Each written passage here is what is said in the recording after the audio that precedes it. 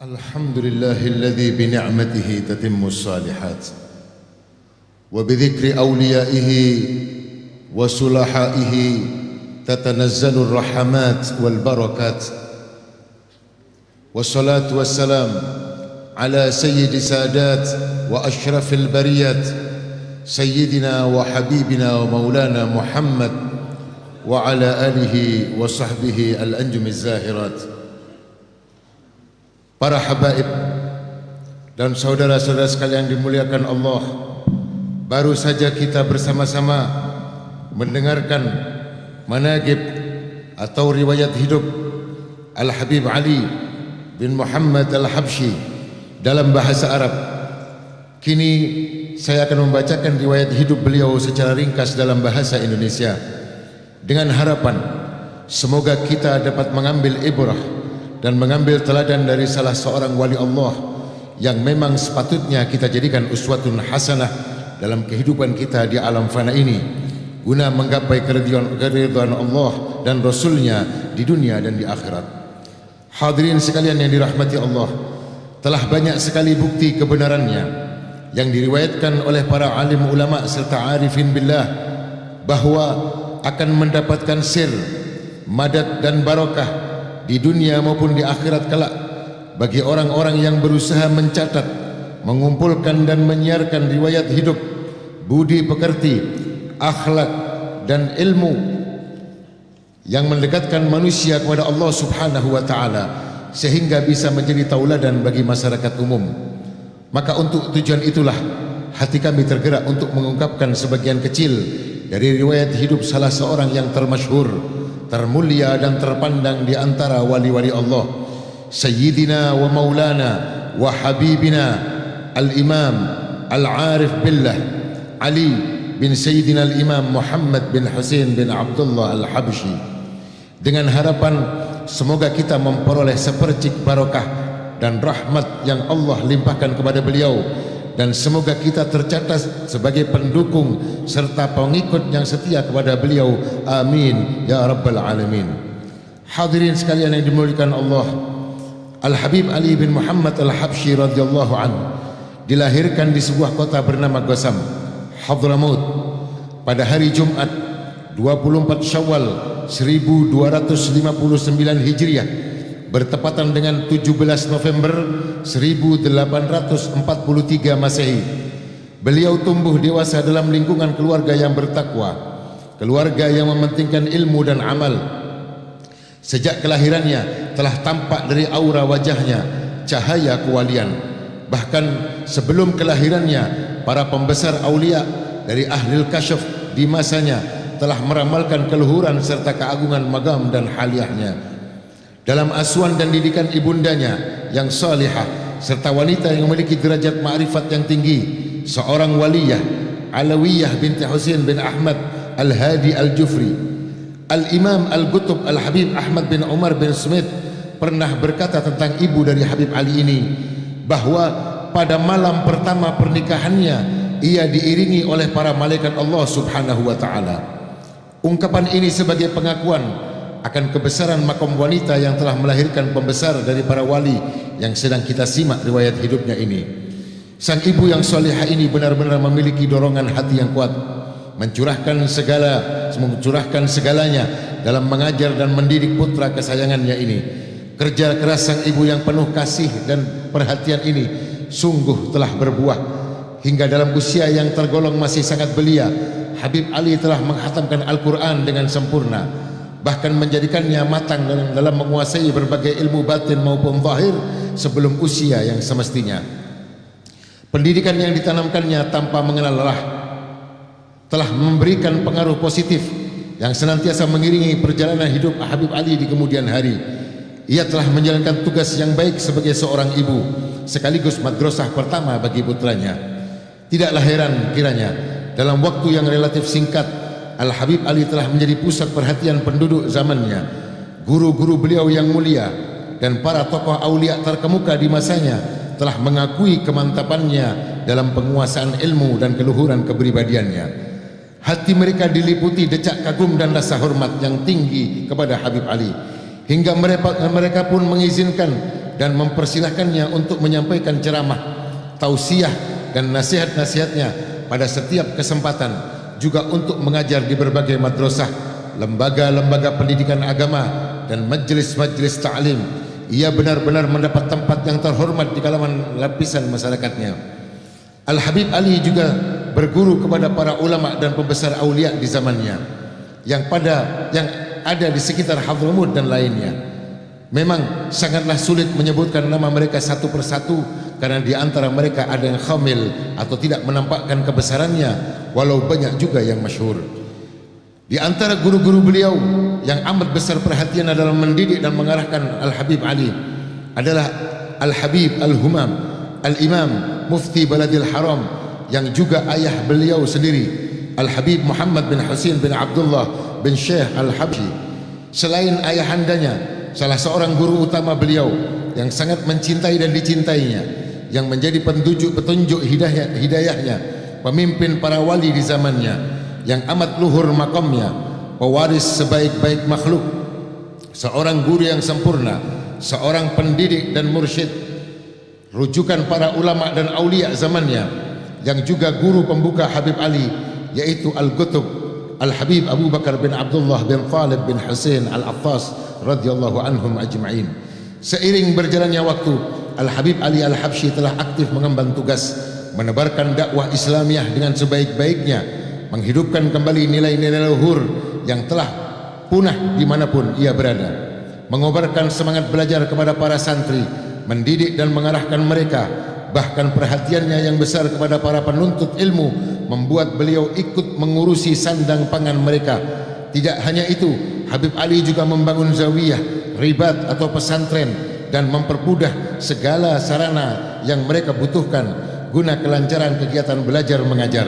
Semua itu beliau lakukan dalam rangka merangsang semangat mereka dalam menuntut ilmu, hingga tiada lagi kendala yang menjadi alasan penghalang mereka dalam mempelajari ilmu. Perhatiannya yang besar dalam urusan ilmu ini semata-mata karena panggilan nuraninya dan kecintaannya yang amat tinggi untuk mencetak kader-kader berkualitas sebagai bagian dari generasi yang luhur. Atas dasar ketulusan dan kesungguhannya inilah Allah Subhanahu wa taala telah membuat ambisinya yang mulia itu sukses dengan gemilang. Tuhannya telah membuat hatinya berbunga-bunga, penuh kepuasan atas segala capaiannya yang luar biasa dan melebihi angan-angan. Berkat kerja kerasnya dan atas izin Allah Subhanahu wa taala, pada masa hidupnya beliau telah dapat menyaksikan keberhasilan murid-muridnya yang telah meraih kesuksesan hingga tersebar ke berbagai penjuru negeri. Tidak hanya sebatas di wilayah Hadramut, mereka tersebar luas ke berbagai mancanegara, termasuk negara Indonesia yang tercinta ini. Tentu saja hal ini membuat beliau patut untuk berbangga karena jerih payahnya yang tidak sia-sia. Murid-murid Habib Ali benar-benar mewujudkan cita-cita luhur gurunya. Di setiap daerah yang mereka tinggali, mereka telah menjadi lentera masyarakat di sekitarnya. Mereka menumbuh suburkan ajaran Al-Habib Ali guru mereka. Mayoritas dari mereka mendirikan pusat-pusat pendidikan dan pengkajian ilmu agama. Kaderisasi dakwah mereka jalankan dengan baik. Majelis-majelis ta'lim mereka hidupkan di mana-mana, hingga mereka semua menjadi kiblat bagi umat dan tokoh-tokoh panutan di zaman dan tempatnya masing-masing. Para santri Habib Ali meneladani semangat gurunya dan telah menjadi perintis segala kebaikan yang bisa dimanfaatkan oleh setiap orang. Ilmu, akhlak dan ubudiyah yang mereka dapatkan dari sang guru telah mereka terapkan dengan istiqomah hingga mereka semua menjadi orang-orang besar yang dikenang dan terpandang di sepanjang zaman. Al-Habib Ali telah meletakkan dasar yang kokoh kepada para muridnya, juga telah menghidupkan gairah ilmu dan segala kebaikan kepada siapapun yang datang kepadanya. Hal itu berlangsung hingga hari ini dan sampai selamanya insyaallah. Nilai-nilai kebaikan yang beliau tanamkan kian hari kian berkembang dan tersebar sepanjang waktu dan masa. Tak akan punah, tak akan lapuk, tak akan pernah lapuk oleh panas hujannya zaman. Tentunya apabila kita mau menapaki jalan dan jalan kebaikan yang telah dibentangkan oleh Habib Ali dan menauladaninya dengan sungguh-sungguh, niscaya kita akan mendapatkan pula secercah kebaikan itu dan tidak akan pernah tertinggal dari para kafilah yang terdiri dari para tokoh ulama dan aulia tersebut. Hanya dengan kesungguhan dan kesetiaan mengikuti jejak mereka, kita tidak akan mengalami kemunduran kualitas karena setapaan hidup seperti yang kita alami sekarang ini. Al-Habib Ali telah melampaukan jalan menuju medan kebaikan duniawi dan ukhrawi. Bagi siapa saja yang mau memasukinya, ia telah memilih antara yang baik dan yang buruk. Untaian kalamnya yang tersusun dalam bentuk nazam maupun nathar, wasiat-wasiat dan karya tulisnya serta peninggalan yang lain ibarat samudra luas tak bertepi, penuh dengan mutiara dan permata yang indah. Petuah-petuah yang beliau sampaikan adalah sebuah ungkapan penuh kefasihan yang terangkai dalam perbendaharaan kata yang indah, yang kesemuanya itu mengarahkan kita kepada perbuatan yang baik, ibarat obor yang menerangi jalan kita dalam menapaki masa depan. Hadirin yang dirahmati Allah, ada baiknya jika saya sampaikan beberapa pesan beliau yang selayaknya kita jadikan renungan bersama dengan harapan kita dapat mengamalkannya. Salah satu hal yang menjadi atensi besar beliau radhiyallahu anhu yang terangkum dalam beberapa bait syairnya yang beliau tujukan kepada anak cucunya, juga siapapun dari generasi muda khususnya yang ingin mendapatkan bagian kemuliaan para leluhurnya, adalah anjuran tak suluk berpegang teguh pada thariqah salafnya dan menghiasi diri dengan segala bentuk perbuatan yang mendatangkan keridhaan Allah Subhanahu wa taala.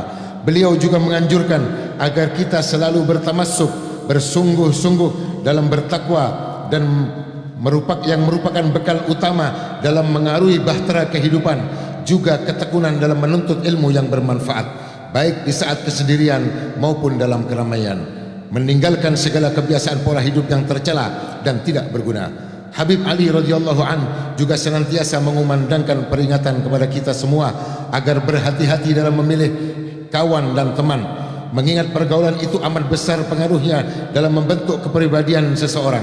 Hindari bergaul dengan orang-orang yang tidak baik dan tidak sefaham dengan kita, karena hal itu hanya akan merusak pola fikir dan cara pandang kita, yang pada gilirannya akan menggiring kita kepada kebejatan moral. Sebaiknya bergaul dan bersahabat dengan orang yang baik akan mendatangkan kebaikan dan keberuntungan yang tidak ternilai. Adapun terhadap thariqah para salafus saleh, beliau selalu mewanti-wanti agar kita konsisten berpegang teguh pada ajaran mereka, karena ajaran para salaf itu satu-satunya jalan menggapai kemuliaan yang membawa kita pada kesempurnaan meneladani insan pilihan yang agung, Muhammad sallallahu alaihi wasallam. Al-Habib Ali meringkas wasiat tersebut yang ditujukan terutama kepada anak cucu beliau dalam beberapa bait syair yang maknanya kurang lebih sebagai berikut. Dan yang paling menggembirakan hatiku adalah menetapnya kalian dalam mengikuti thariqah yang dianut para orang tua dan leluhurku. Mereka adalah sebagian dari kaum yang mendahului kita, yang telah bersungguh-sungguh dengan sepenuh hati dalam beribadah kepada Allah dan menauladani Nabi pilihan sebagai sumber segala petunjuk. Pedoman hidup mereka adalah beramal dengan keikhlasan niat dan bersih dari segala penyakit hati, senantiasa menuntut ilmu yang bermanfaat, bersikap dengan perangai yang baik dan budi pekerti yang luhur, serta banyak berzikir, mengingat Allah dengan segenap jiwa dan raga. Hadirin yang dirahmati Allah, itulah tadi sebagian dari beberapa poin penting yang selalu diulang-ulang oleh Habib Ali dalam setiap nasihat dan wejangan-wejangannya. Berikut dalam rangka mempertegas ajakan-ajakan leluhurnya kepada umat ini, beliau seringkali mengadakan pertemuan-pertemuan akbar yang dihadiri oleh ribuan massa dari berbagai penjuru. Tentu saja dari pertemuan-pertemuan yang melibatkan banyak orang itu sangat besar manfaatnya, terutama dalam situasi zaman yang diliputi oleh maraknya fitnah sebagai bencana, berbagai bencana dan ujian yang memprihatinkan. Dari majlis-majlis tersebut, beliau berharap setiap yang hadir akan mengambil manfaat dari dakwahnya sebagai buah dari perkumpulan yang baik. Yang tak kalah pentingnya, melalui pertemuan-pertemuan semacam itu akan terjalin sebuah hubungan yang baik antar sesama dari berbagai golongan yang tadinya berbeda taraf pengetahuan dan status sosialnya. Dalam salah satu kesempatan, Al-Habib Ali radhiyallahu anhu berkata, adanya pertemuan-pertemuan besar di zaman kita ini telah membawa kemanfaatan dan kebaikan yang besar pada umat manusia, karena pertemuan semacam ini menjadi sarana dakwah untuk memotivasi setiap orang yang hadir agar senantiasa bertakwa kepada Allah Subhanahu wa taala hidup dengan rukun, saling membantu dan mendukung dalam berbuat baik, menghidupkan ilmu agama, mendorong untuk membantu usaha-usaha pendidikan dan menciptakan sendi-sendi kehidupan yang baik, mengulurkan tangan bagi yang membutuhkan, mempererat tali silaturahmi, berbudi pekerti yang luhur, dan menerapkan berbagai nilai terpuji dalam kehidupan sehari-hari. Lebih dari itu, majlis yang menjadi ajang berkumpulnya orang banyak juga menjadi benteng yang dengan perantara perkumpulan-perkumpulan yang baik itu Allah akan mengangkat segala bentuk bencana, wabah, penyakit, mara bahaya, fitnah dan hal-hal lainnya. Cahaya majlis semacam itu akan memadamkan api fitnah yang membara. Melalui majlis semacam itu pula orang yang lalai akan menjadi sadar, yang tadinya berpaling dalam kesesatan akan kembali ke jalan yang benar, yang pendosa akan bertaubat, dan yang bodoh akan menjadi mengerti. Ini semua adalah nikmat agung yang patut kita syukuri, yang hanya diperuntukkan umat akhir zaman dan tidak dijumpai pada umat-umat terdahulu. Selanjutnya, Al-Habib Ali menghaturkan doa dan harapannya. Dengan adanya majlis-majlis semacam ini, aku bermohon kepada Allah agar Ia berkenan mengampuni dan menaungi dengan rahmatnya, serta menghindarkan dari azab dan siksa bagi semua hambanya di zaman ini. Dengan keyakinan hal itu bukanlah sesuatu yang sulit bagi Allah untuk mengabulkannya. Amin ya rabbal alamin. Selanjutnya beliau berkata, tidak ada sedikit pun kesangsian dalam hatiku bahwa perkumpulan kita ini berada dalam pengamatan dan pengawasan junjungan kita Rasulullah Muhammad sallallahu alaihi wasallam. Sekejap pun Rasulullah tak akan berpaling meninggalkan kita. Kita semua berada dalam genggaman Sayyidil Wujud, sebaik-baik makhluk di sisi Allah, yang perhatian dan syafaatnya merata kepada seluruh orang yang hadir di dalam pertemuan ini, dan kepada siapa saja yang dalam hatinya ada keterikatan rohaniyah dengan beliau sallallahu alaihi wasallam. Melalui perkumpulan ini, cahaya ilahiyah akan memancar kepada siapapun, baik yang dekat maupun yang jauh, yang taat maupun yang bermaksiat, yang alim maupun yang jahil. Kita haturkan kedudukan mulia sang pemberi syafaat yang agung, Sayyidina Muhammad sallallahu alaihi wasallam, kehadirat ilahiyah, sehingga setiap dari kita akan pulang dari majlis ini dengan membawa keuntungan yang ia cita-citakan. Baik mereka yang tinggal di kota ini maupun mereka yang datang dari jauh, tidak satu pun yang akan kembali dengan tangan hampa. Tidak satu pun yang akan kembali dengan tangan hampa. Amin ya rabbal alamin. Hadirin yang dirahmati Allah, salah satu hal yang menjadi perhatian Al-Habib Ali radhiyallahu an adalah pentingnya belajar dan mengajarkan ilmu agama. Beliau selalu menganjurkan agar di sela-sela kesibukan seseorang mencari nafkah dan harta, agar mau menyisihkan sebagian hartanya untuk membantu para penuntut ilmu. Berkata Al-Habib Ali, gunakan waktu dan kesempatan kalian untuk belajar dan mengajarkan ilmu. Beliau juga menyampaikan keprihatinannya. Aku melihat manusia di zaman ini telah kehilangan semangat belajar, dan jarang sekali orang yang mau peduli membantu para pelajar. Mereka terlalu sibuk memperkaya diri dan menghabiskan waktunya untuk urusan-urusan duniawiyah.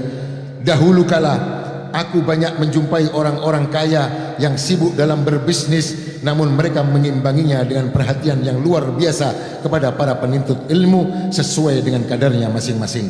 Namun yang terjadi saat ini, aku hampir tidak melihat orang-orang yang memiliki kepedulian terhadap ilmu lebih-lebih membantu dengan menginfakkan harta mereka bagi para penuntut ilmu. Mencermati keadaan yang semacam ini, aku menduga hal ini dikarenakan harta yang diperoleh manusia di zaman ini tidak dengan cara-cara yang benar, sehingga otomatis harta tersebut menjadi enggan untuk dinafkahkan di jalan yang benar.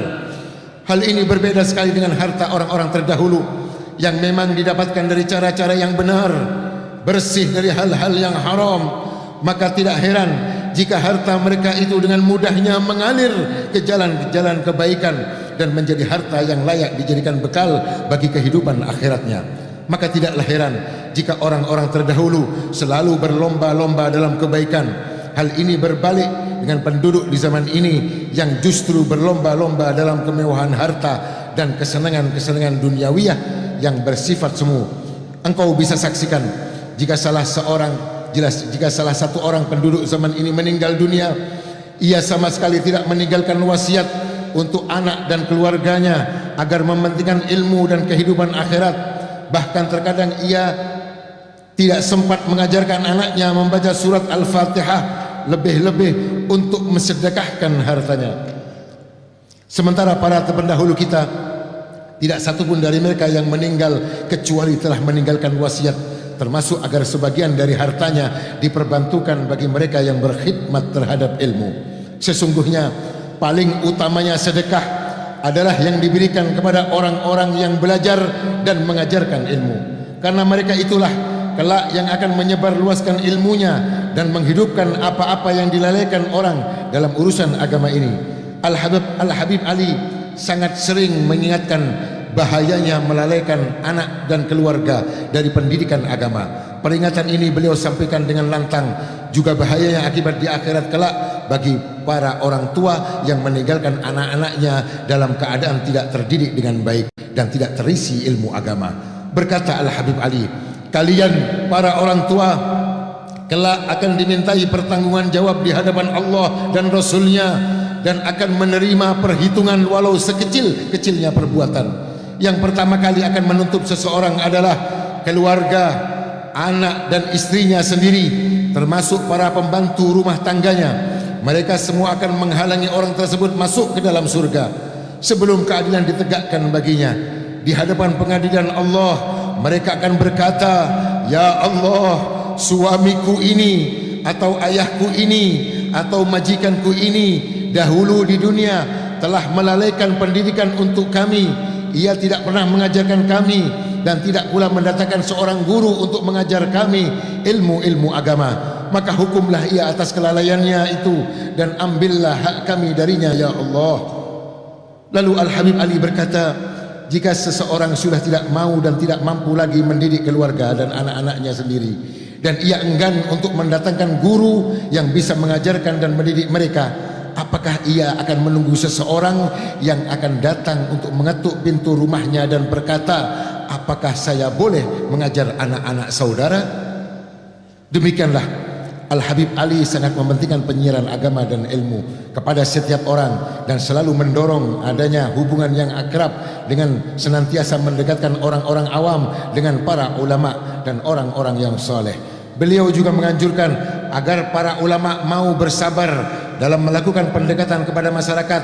Jika mungkin ia harus menerima risiko hal-hal yang kurang menyenangkan, seperti kurangnya respon dan rasa hormat dari orang yang ia kunjungi. Hal ini sebagaimana yang pernah beliau sampaikan kepada Sayyid Umar bin Abdurrahman Al-Masyhur.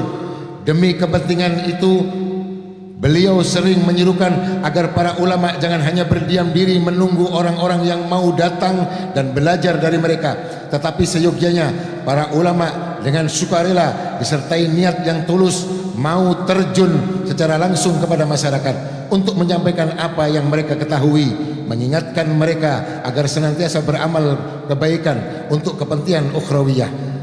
Di samping kesibukan mencari nafkah kehidupan duniawiyah, seandainya satu orang saja mendapatkan hidayah dan menjadi baik dengan penataran nasihatmu, itu sudah sangat besar pahalanya.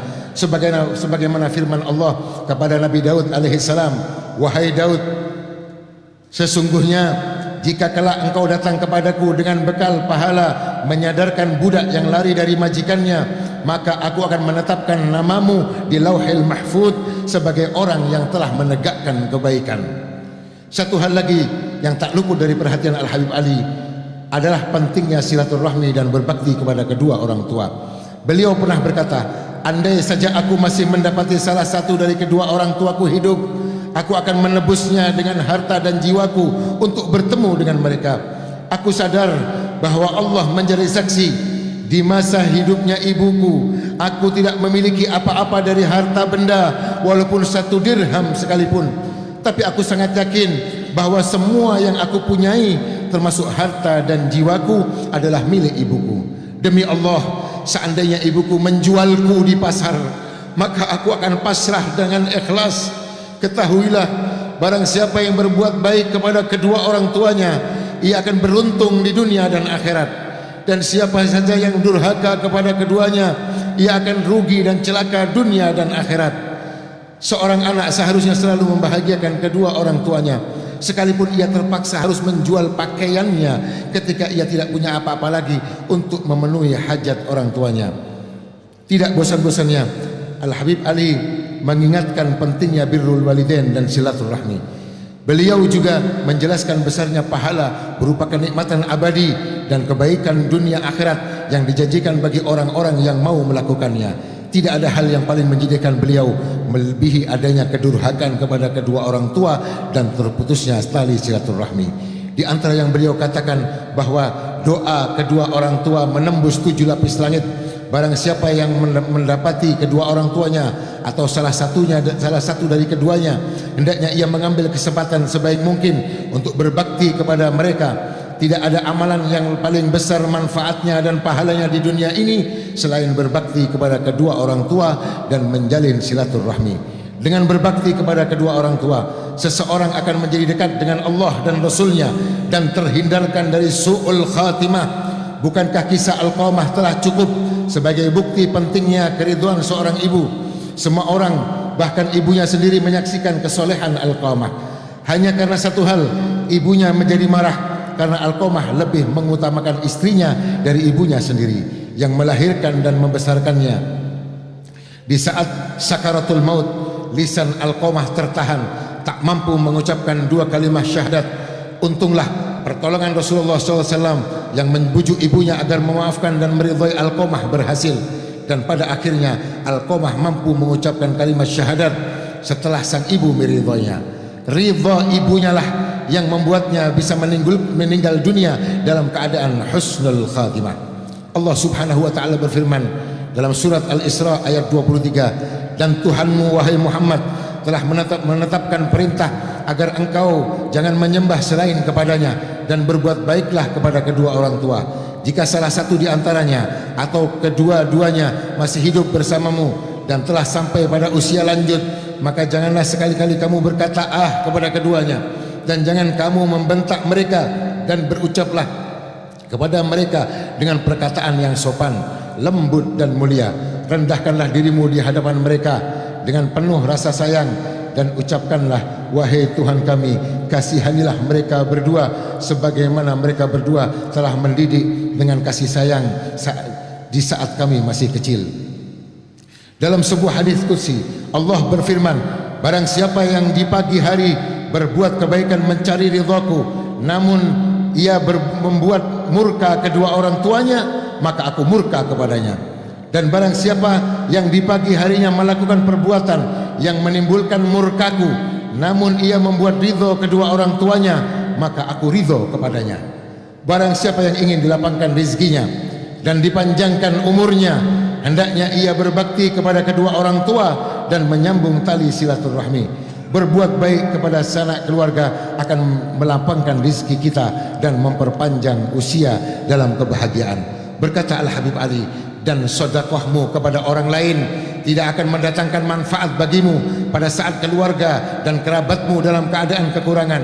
Betapa banyak di zaman ini seseorang bersedekah kepada orang yang tidak ada hubungan kerabat dan famili dengannya, sementara sanak saudaranya sendiri, bahkan ayah ibunya atau paman dan bibinya terlantar dalam penderitaan dan serba kekurangan. Itulah sebabnya banyak orang kehilangan kesempatan memperoleh pahala akibat mereka tidak mengerti dan tidak pandai dalam mengatur amalnya dengan cermat dan teliti.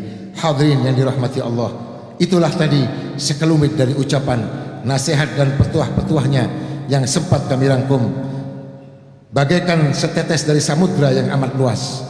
Adapun amaliyahnya telah nyata dan tidak diragukan lagi oleh siapapun juga.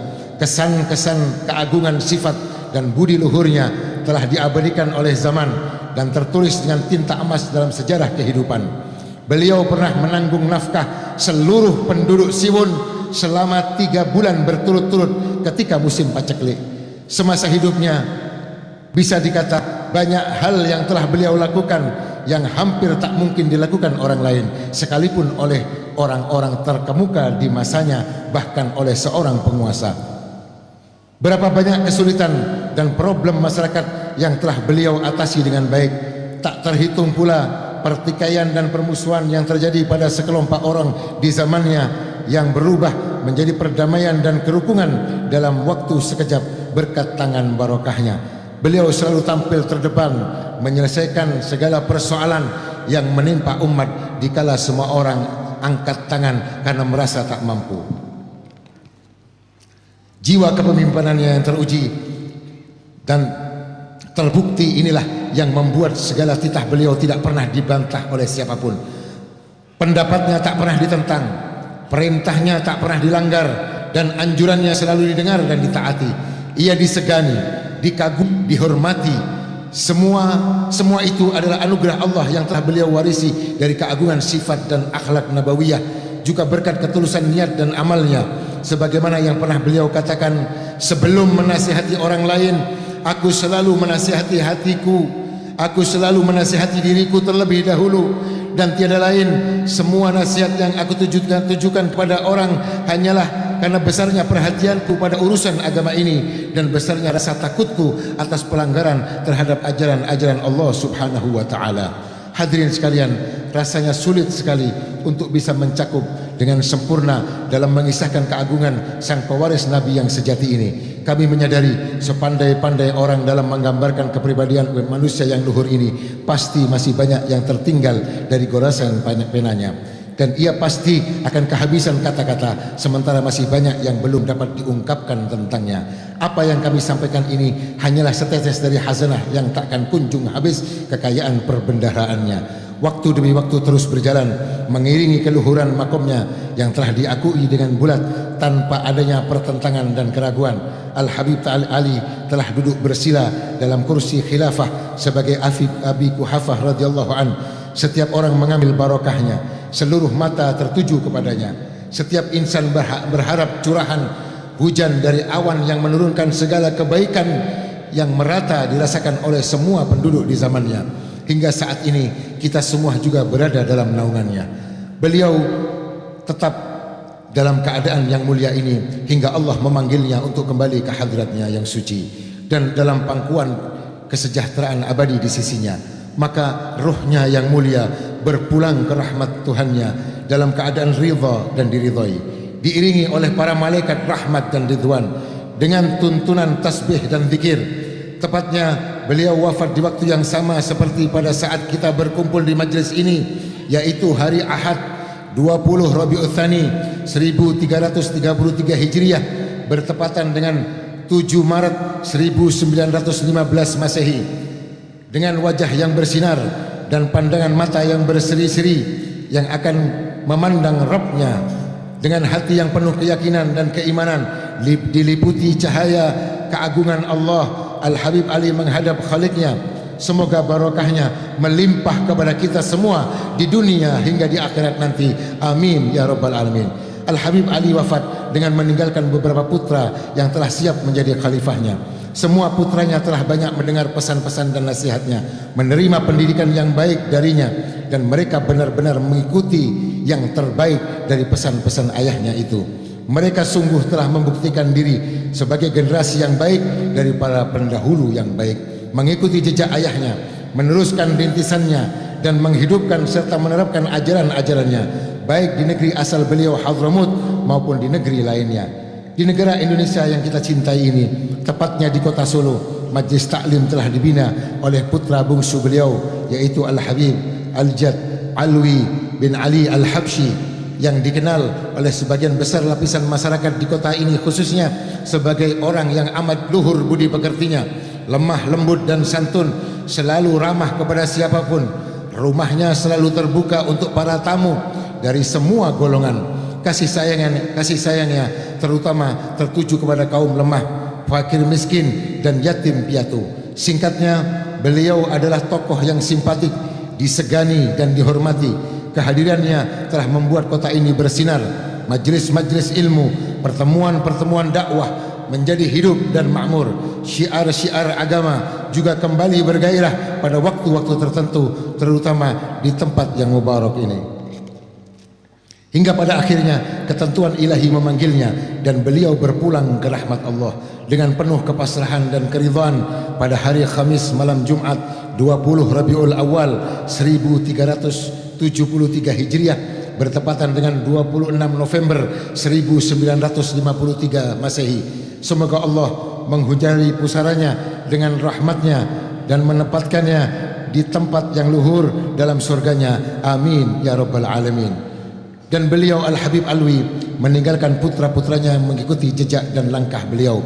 Dan yang memegang tampuk kepemimpinan sepeninggal beliau adalah Al-Habib Muhammad Anis bin Alwi Al-Habsyi, di mana hari-hari beliau dihabiskan untuk mengajar dan mendidik baik secara hal maupun maqal, membantu menyelesaikan segala permasalahan kaum muslimin. Beliau adalah figur seorang yang selalu murah senyum, mempunyai wibawa yang sangat tinggi dan memiliki sifat kasih sayang kepada sesamanya. Majlis-majlis beliau tak pernah sunyi dan sepi dari pembacaan kitab-kitab para salaf. Bahkan beliau sangat perhatian kepada para pemuda untuk jangan meninggalkan asar dari para salafnya. Dan akhirnya beliau menghembuskan nafasnya yang terakhir tatkala beliau cinta untuk bertemu dengan Tuhannya dan Tuhannya cinta untuk bertemu dengannya pada hari Senin 14 Syawal 1427 Hijriah. Ya Allah, pada saat ini kami tengah berada di tempat salah seorang walimu yang engkau cintai. Kami datang membawa berbagai macam harapan dan angan-angan dengan kebesaran kekasih dan insan pilihanmu Sayyidina Muhammad sallallahu alaihi wasallam dan kebesaran walimu Sayyidina Al-Habib Ali bin Muhammad. Janganlah engkau pulangkan kami dari tempat ini dengan tangan hampa, ya Allah. Janganlah engkau pulangkan kami dari tempat ini dengan tangan hampa. Kami menyadari bahawa lisan kami berlumuran dosa, tangan kami telah terkotori oleh noda. Kami hanyalah orang-orang yang banyak lalai dan melanggar laranganmu, mengabaikan perintahmu. Kami merasa tidak pantas untuk mendapatkan pahalamu. Kami tidak layak mendapatkan surgamu. Namun setidaknya kami punya prasangka yang baik kepadamu, ya Allah. Engkau telah hadirkan kami di majlis agung ini. Kami yakin bahawa pada saat ini ruh Sayyidina Muhammad sallallahu alaihi wasallam dan ruh Al-Habib Ali dan juga arwah para awliya-Mu bersama kami. Para malaikat-Mu juga menjadi saksi atas kami pada saat ini. Setidaknya dalam hati kami ada setetes rasa cinta kepada para walimu, dan ini pertanda bahawa engkau masih menghendaki kebaikan atas diri kami. Ya Rabb, kami rindu rahmat dan ampunanmu. Karena itu ampunilah dosa-dosa kami, dosa kedua orang tua kami yang masih hidup maupun yang telah wafat. Ampuni pula para dosa istri kami dan anak-anak kami. Jadikan kami dan mereka semua dan seluruh yang hadir di majlis ini sebagai orang-orang yang baik, orang-orang yang cinta kepada kebaikan dan orang-orang yang baik. Ya Rabb, jadikan kami, keluarga dan anak-anak kami cinta kepada ilmu. Jadikanlah kami sebagai anak-anak yang berbakti kepada kedua orang tua kami, dan janganlah engkau ambil nyawa kami hingga kami dapat menyaksikan baktinya anak-anak kami. Jauhkan anak-anak kami dari minuman keras, jauhkan mereka dari narkoba, jauhkan mereka dari perzinaan dan segala perbuatan yang tak terpuji. Hiasi mereka dengan akhlak yang baik. Ya Rabb, perbaikilah keadaan kami, keadaan para wanita dan pemuda kami kepada yang lebih baik. Hiasi para wanita kami dengan hijab dan rasa malu. Hiasi para pemuda kami dengan adab dan ilmu. Jadikan para pemimpin kami orang-orang yang beriman dan bertakwa kepadamu. Sempurnakanlah segala kekurangan kami, ya Allah. Jauhkan negeri ini dan negeri kaum muslimin dari berbagai bencana dan mara bahaya. Tolonglah kami dari musuh-musuh kami, orang-orang kafir yang memerangi muslimin. Ya Rabb, kabulkanlah semua hajat kami, dunia maupun akhirat. Sampaikan segala maksud kami, baik yang hadir saat ini maupun saudara-saudara kami yang saat ini berhalangan untuk hadir. Janganlah engkau haramkan mereka semua dari kebaikan majlis ini. Ya Rabb, jangan jadikan majlis ini majlis yang terakhir buat kami. Panjangkanlah umur kami dalam kesehatan dan ketaatan hingga kami berkesempatan menghadiri kembali majlis ini di tahun-tahun mendatang dalam keadaan yang lebih baik. Ya Rabb, jaga dan berkahilah anak cucu Al-Habib Ali. Teguhkanlah mereka dalam istiqamah untuk senantiasa menyuburkan apa yang telah ditanamkan para pendahulunya sepanjang masa. Jadikan mereka sebaik-baik khalaf dan bagi sebaik-baik khalaf. Rabbi fanfa'na bi barakatihim wahdina al-husna bi hurmatihim wa amitna fi tariqatihim wa mu'afatin minal fitani walhamdulillahi rabbil alamin.